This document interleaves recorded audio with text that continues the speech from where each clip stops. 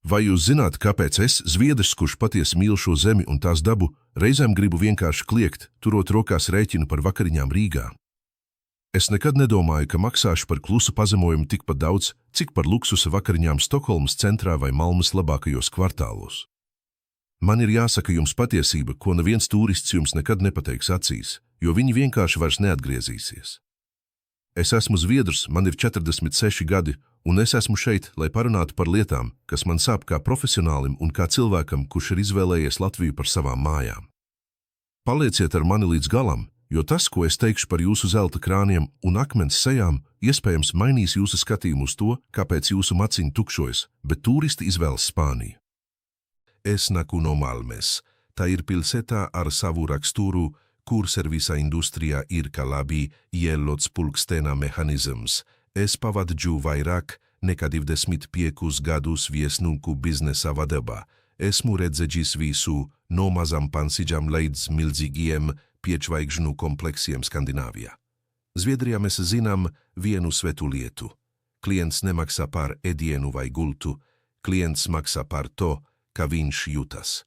Pirms 10 gadiem, kad es pirmo reizi domāju par Latviju, mana galva bija klasiski stereotipi.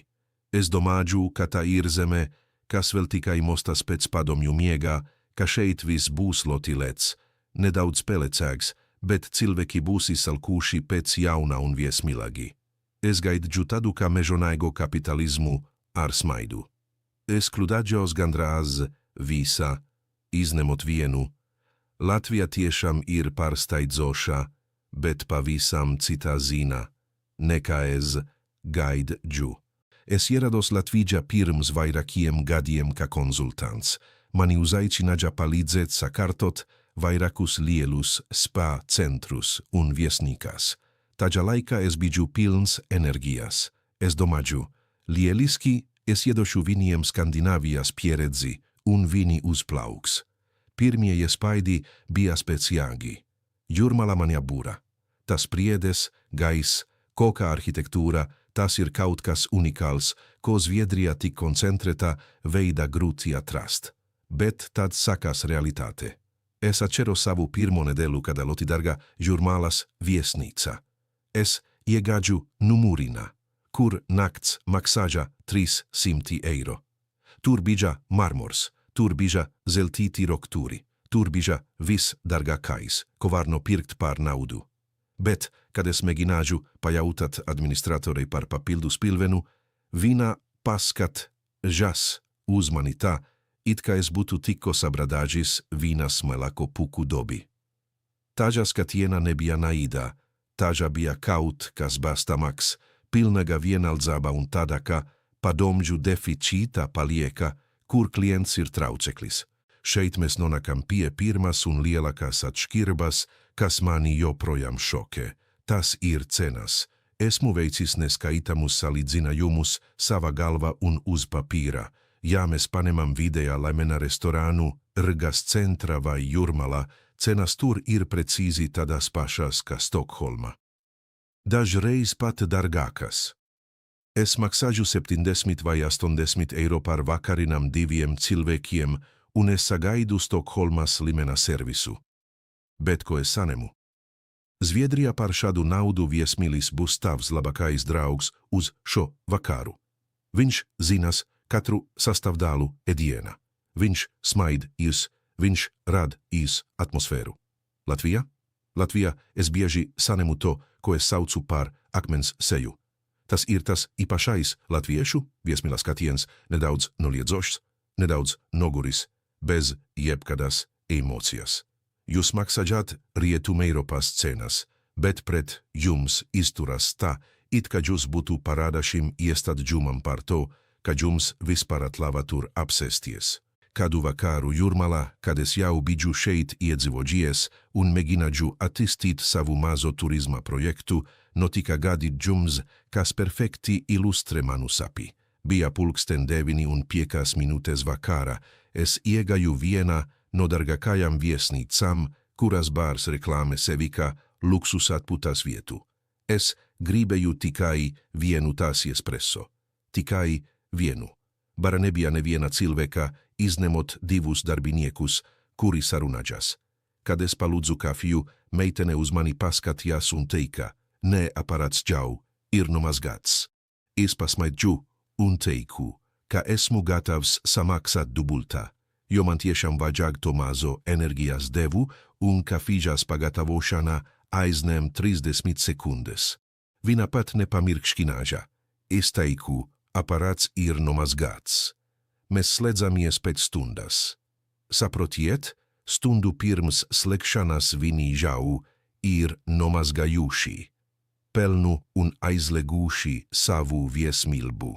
Zviedrijā, ja klients ienāk 5 minūtes pirms slēgšanas un grib atstāt naudu, mēs viņu apkalposim ar prieku, jo tā ir mūsu alga, tā ir mūsu reputācija. Latvijā noteikumi un personāla ērtības ir svarīgākas par klientu. Nākamā lieta ir paradoks starp formu un saturu. Latviešu uzņēmējiem patīk investēt formā. Es redzu miljoniem eiro, kas tiek ieguldīti dizaina mebeles, dārgos remontos, jaunākajās virtuves iekārtās. Jums ir fantastiski skaisti restorāni, bet tad šajā templī ieliek cilvēku, kuram maksā minimālo algu un kuru neviens nav apmācījis ematijai. Zviedrijā mēs labāk ieliksim vienkāršākus galdus, bet mēs 3 mēnešus skolosim personālu, kā runāt ar cilvēku. Šeit ir otrādi. Zelta krani tualete, bet viesmīlis nezina, kāpēc vains maksā 60 eiro. Tā ir naudas izmešana vējā. Jūs pērkat dārgu mašīnu, bet neielējat tajā ellu.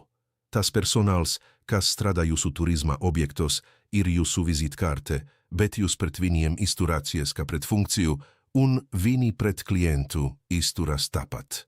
Un tad ir jautājums par smaidu.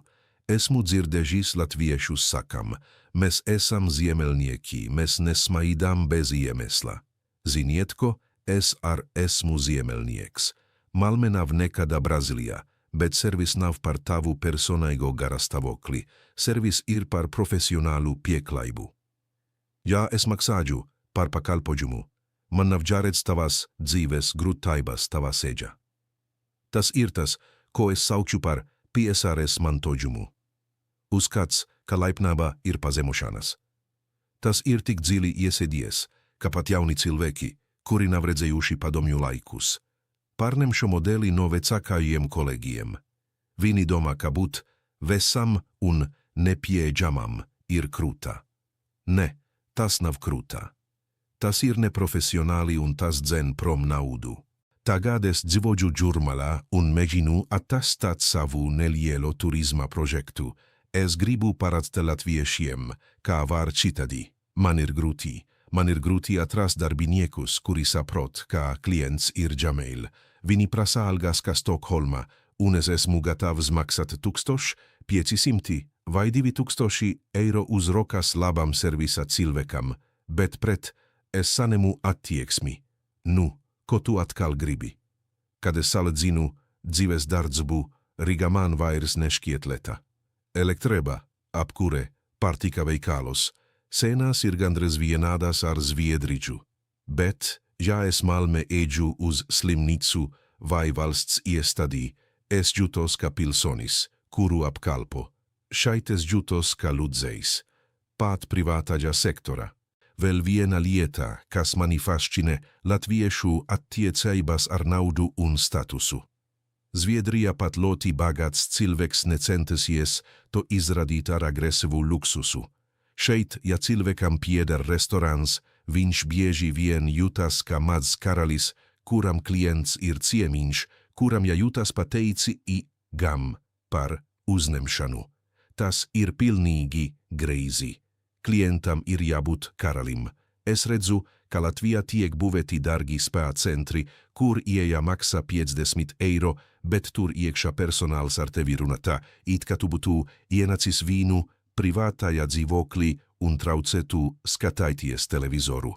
Tas ir iemesls, kāpēc es saku, par šādu naudu es labāk aizlidošu uz Itāliju vai Spāniju.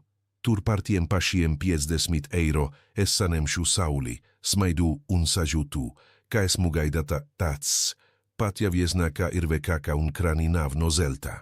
Tomēr, neskatoties uz visu šo kritiku, es neesmu aizbraucis.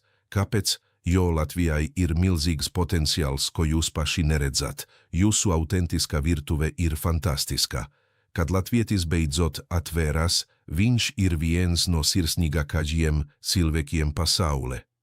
Bet tas notiek tikai pēc 3 alus vai pēc 3 gadiem paziņas statusa. Biznesā tas nestrādā. Turistam nav 3 gadu laika, lai jūs iepazētu. Viņam ir 3 dienas. Un, ja šajās 3 dienās viņš redz tikai akmens sejas un aparāts ir nomazgāts, viņš nekad neatgriezīsies. Es gribu pateikt latviešiem, iemācieties mīlēt savu klientu, nevis tikai viņa macinu. Smaids tiešām neko nemaksā. Tā nav klanīšanās vai pazemošanās. Tā ir cieņa pret sevi un savu darbu. Ja jūs pārdodat kafiju par 3,5 eiro, tad tajā cena ir iekļauts arī smaids un labdien. Ja nē, tad tā kafija ir vērts tikai 50 centus. Jums ir jāsaprot, ka konkurence vairs nav starp Rīgu un Tallinu. Konkurence ir starp Rīgu un visu pasauli. Cilvēki šodien ir ļoti mobili. Viņi redz, ka ir citur. Un viņi vairs nav gatavi maksāt Stokholmas cenas par padomju servisu. Mana dzīve Jūrmalā tagad ir mierīga. Es mācos latviešu valodu, es cenšos integrēties. Man ir daži latviešu draugi, un viņi ir lieliski cilvēki. Viņi piekrīt man, kad mēs sēžam pie vana glāzes, bet nākamajā dienā viņi iet uz saviem darbiem un atkal klust par tiem pašiem vesajiem profesionāļiem. Tas ir skumji. Es gribētu, lai Latvija klust par Skandinavijas dalu ne tikai pēc banku nosaukumiem vai cenām veikalos, bet pēc attieksmes pret cilvēku. Jums ir viss – daba, kultūra, talants. Jums trūkst tikai viena maza elementa – viesmīlības kā filozofijas, nevis kā apkrūtinājuma. Vai es nožēloju, kā pārcelos? Nē. Es jūtu, ka šeit es varu kaut ko mainīt.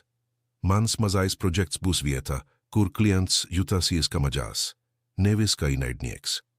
Es gribu pierādīt, ka pat ar latviešu personālu var sasniegt Skandinavijas līmenī.